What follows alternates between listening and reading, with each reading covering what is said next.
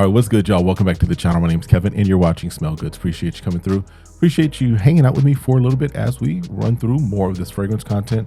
We discuss more of the fragrances that I have in my collection. I do reviews, all that stuff. Hopefully, this is becoming your go-to place, your channel, your refuge, if you will, where you can find the fragrance content that is helping you stay safe, stay sane, and stay smelling good. All right. So as far as today's video, I have a review for you.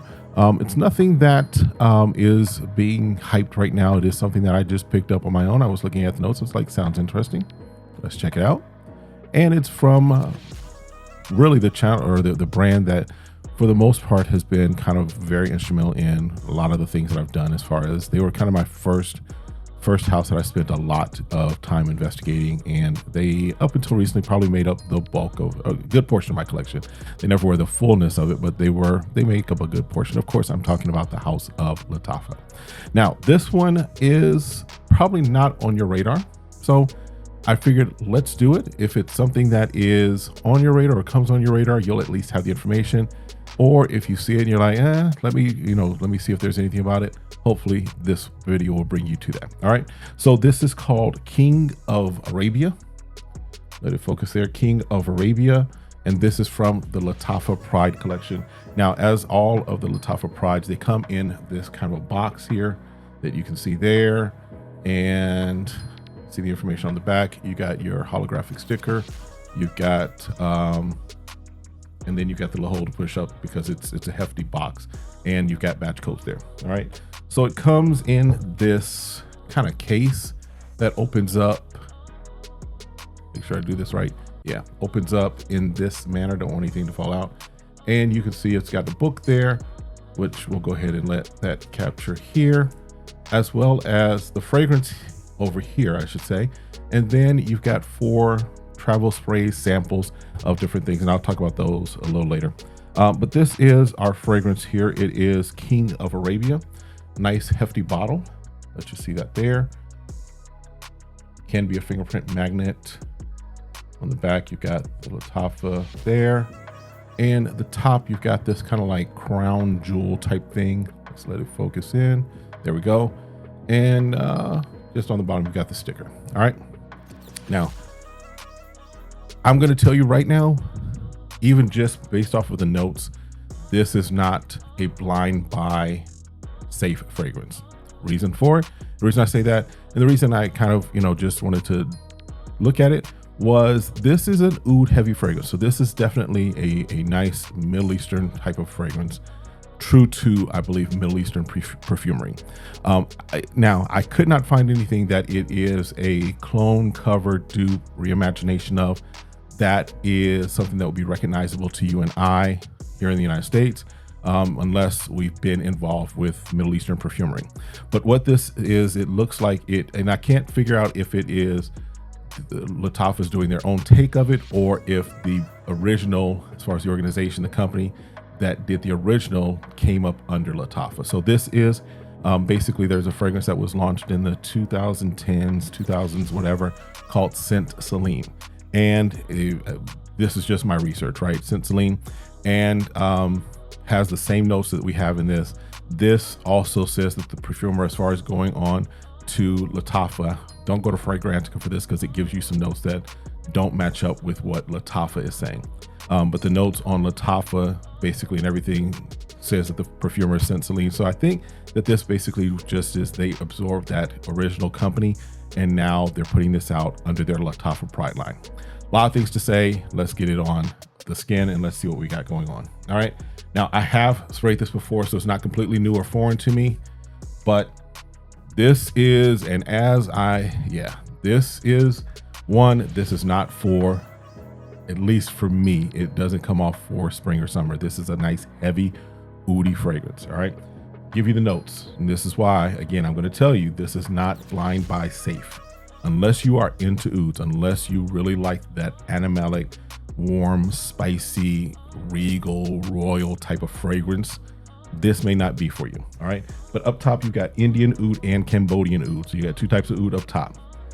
Middle notes, you've got ambergris, musk, saffron, and amber. And then base notes, you've got cloves, leather, and then you got Thailand oud. So you got 3 ouds in this. You got leather, you got musk, saffron, ambergris, and amber, and clove. So you get warm, spicy, ambery, but a lot of oud in this, right? Now, I'm good with this fragrance. This is not something that I'm wearing all the time. This is not something I'm going to break out all day, every day. This is a fragrance that right now for me comes off as probably going to be a beast performer, just because the way that this is right now, even in the room and in the space. You get the oud, but it's not a dank oud. It's not a stank oud or what have you. It is an oud that is there's a sweetness to this oud. Now I looked on Fragrantic and they say that there's raspberry. There's not a raspberry note that I can pick up, but I can get where they're coming from. There is a little sweetness that comes off like a dark fruit. All right. Yeah, this is for me, this comes off as niche Middle Eastern fragrance. That's what this comes off as. This is not a clone of anything. This is not a clone of a Carolina Herrera or Louis Vuitton or any of those fragrances. This is strictly, in my opinion, Middle Eastern perfumery and what they wanted to put out. And it's a good fragrance if you're into this. I can't stress this enough. Y'all know, listen, I keep it 100 with you. I try and keep it a buck with you. This is not for everybody, right? If you see this and you're not into oud, if your ideal fragrance and the only thing that you want to rock is Imagination, Pacific Chill, and what have you, this ain't it for you. If you are looking for more complex fragrances, some more fragrances that do have a nice oudy nature and that do have that Middle Eastern bend to it, this could probably be up your alley. So this is not something I recommend blind buying, but it is something that if you're into this, you might appreciate this. Yeah. I mean, the oud is there, but the musk starts to come out a little more. The amber is there a little more. And yes, I do get a little bit of that saffron in there as well. Yeah, this, for me, works. For you, use caution, right? This is not something I'm recommending run out and get.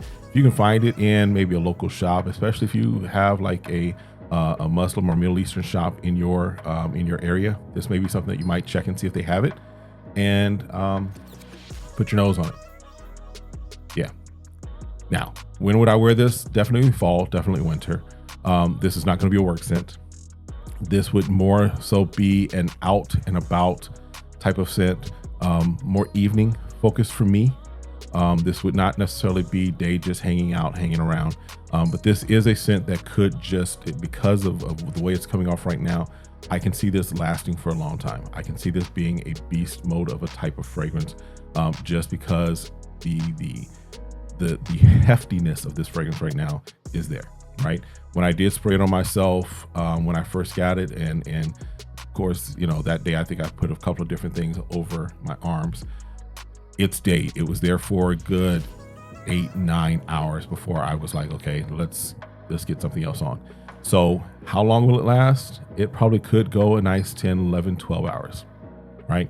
But again, say it with me, not blind buy safe. This is not a blind buy safe fragrance. Don't be in my comments talking about, Kevin, I got this based on your recommendation. I'm recommending it to a select group of my audience that are into these type of fragrances. If that's not you, it's okay. I got other content that you will enjoy. I got other stuff that you will love, that you will be like, yeah, Kevin, you were on with that. If you are not into ouds, this ain't it. This isn't for you. If you are not into dark, hefty scents that do smell, now hear me, this does smell royal, this does smell regal, this has a great scent profile for me. I can't stress that enough. For me, I like it, I enjoy it. This is something that I'm like, yeah, I could see this. Not every day, not a daily wear, not in the least bit, right? But this is something that I'm not sitting here like, ooh, what is this? That's not what I'm doing with this one. All right. That's it as far as that fragrance. So to give you kind of just the other things that are here, and I have not had a chance to really go through them, but again, you do get 4 of these like little travel sprays. You get Khalid,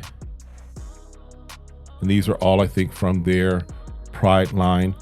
Now, Vintage Castle, I recognize the name because I've seen it. It's like that big, kind of gaudy looking castle looking bottle that they have. But Vintage Castle, I'm not going to try to show you, but Vintage Castle is in here. I'll put the names up there for you. Aldana is another one that's there. And then the fourth one is Antique. So I'll probably spend a little time with those just to kind of see what they are. They do have this book that has kind of everything as far as what's in the niche. I guess this is what the niche Emirati perfumes by Lattafa. So this is, it comes off like this is their Pride line, but this is kind of their niche level of their Pride lines. And I don't think that they're necessarily going after on this. I don't think they're going after trying to smell like designer fragrances. I think they're really just trying to showcase maybe some niche perfumery that happens in the Middle Eastern area and Middle Eastern perfumery. That's my thoughts. I could be wrong. If Lattafa sees this video and wants to jump in and kind of add their 2 cents, I'm all for it. But that's it. That's all I wanted to give you was this quick video. And you know, it's again, let me just make it very clear. So if you missed the first 3, maybe 4 times that I said it, this is not blind buy worthy. It is blind buy worthy if you are into oud fragrances, if you are into dark fragrances, if you are into this style of perfume. If you're not into it, avoid it until you can put nose on it. Just saying it. All right. That's it for this one. Do me the favor, do me the honor, hit that like, hit that subscribe, request notification, share. Meet me in the comments. Let me know your thoughts. If you've put nose on this and you checked it out, definitely want to hear your take on it. Hear what your thoughts are. Or if you're like, Kevin, thanks for the warning, I'll take that too in the audience, in the chat as well. That's it. We'll see you next time. Have a great one. Be blessed. Peace.